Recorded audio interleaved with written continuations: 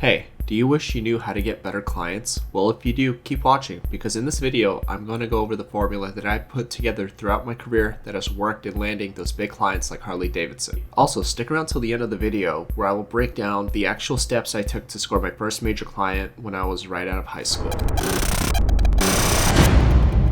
So first things first, you gotta know who the client is. A quick way to think of some is just make a list of companies, brands that resonate with you. Maybe you like Nike, maybe Hello Kitty, whatever it is, just write it down. So what's one of your biggest clients right now? Let me know in the comments. After you have the client chosen, it's time to get very honest with yourself. Take some time to compare the quality of your art to the client's. This can be a hard step because none of us want to admit we're not good enough, myself included.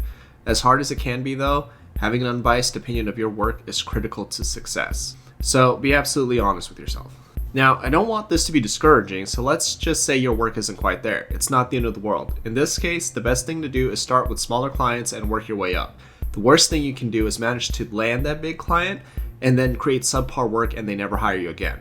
Yeah, I've made that mistake throughout my career, so definitely don't do that. By the way, if you appreciate learning from my mistakes, how about giving the video a like? So with that being said, let's say I want to design skateboard graphics for Birdhouse, the skateboard company for those who aren't aware. I would pull up their work and latest releases and compare that to my skill level and art style and make sure it matches theirs. Also, that's important to know. Just because your skill level is there, if you do realistic portraits and the client does stylized cartoons, that would not be a good fit. Alright, so if at this point you feel the quality of your artwork is on par with the client's, it's time to make a game plan for action. That does sound dirty, but anyways. So it takes some time to prepare a small presentation of work that would get the client's attention. In the past, I've even prepared examples with the client's logos on the artwork itself, so that way they can get an idea of how the finished product would look.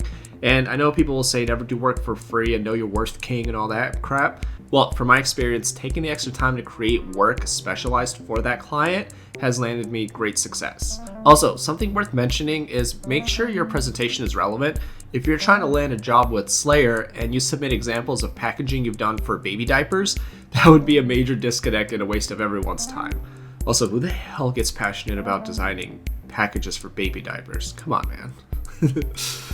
Anyways, now that you have a small presentation ready, well, it's time to find the right person to get in touch with. If you are reaching out to a company, typically it would be the creative director. Although a lot of larger companies actually work with studios and agencies, so if that's the case, you'll have to do research into which agencies they work with and contact them directly instead. The approach that I take to find the correct person to get in touch with is usually checking LinkedIn and just searching for the company and names and finding out who the creative director is that way. Or you can try going to the company's website and seeing if they have an employee contact list. If they don't, you could just contact the general email and let them know that, hey, I'm a freelance artist and I want to get in touch with the creative director and show some examples of my work. In general, I found when emailing any potential client, it's best to start with an introduction and asking if it's okay to share some of your work.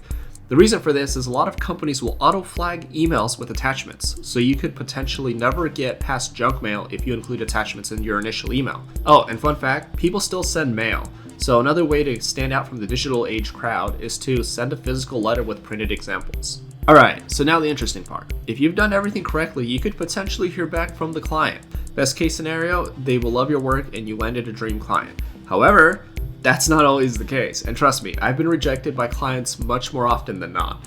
Also, side note for you guys, after being rejected by your dream client, getting rejected by a girl is nothing. If anything, this can actually help your dating life. So if they say no, and depending on the reason, the best advice I would give is to not be disappointed and take it personally. Again, same with dating. So what I have done in the past is reply to the client, thank them for their time, and asked if it would be okay to periodically send more examples of my latest work. Most times they won't have a problem with this. And in the future, this could actually lead to you getting work with the client, and that's actually happened to me in the past as well. So that's the formula. As simple as it is, this is exactly what I've been doing throughout my career that has landed me all of my major clients, including the first one out of high school, which, if you guessed correctly, it would be Insane Clown Posse. Whoop whoop. Which after that led to other clients such as Slayer, Lamb of God, and many others. So the Insane Clown Posse case study. When I was in high school, I wanted to work for ICP. I knew I had to build a portfolio, so I started by reaching out to smaller horrorcore artists and started doing gigs for them.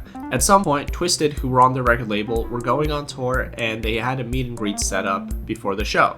So I knew this would be a great opportunity to get in contact with the right people. I took some time to design a t-shirt based off of their new album. I prepared a folder with that design as well as a few examples of my other work and a cover letter letting them know my intention to work with them. When I went to the meet and greet, I handed over that folder to the guys, and a few weeks later I got an email from the management of Psychopathic Records, and I was on my way working on multiple projects for the ICP as well as other artists on their label. After that, I kept repeating those same steps throughout my career to get all the other major clients that I've had. And that wraps up today's video, guys. I appreciate you taking the time to watch, and I hope it helps you on your careers. If you do get value out of this, giving it a like and sharing it with another designer would be the best way of thanking me.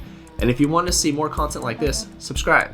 Lastly, if you have any questions, feel free to ask below and I will be happy to answer.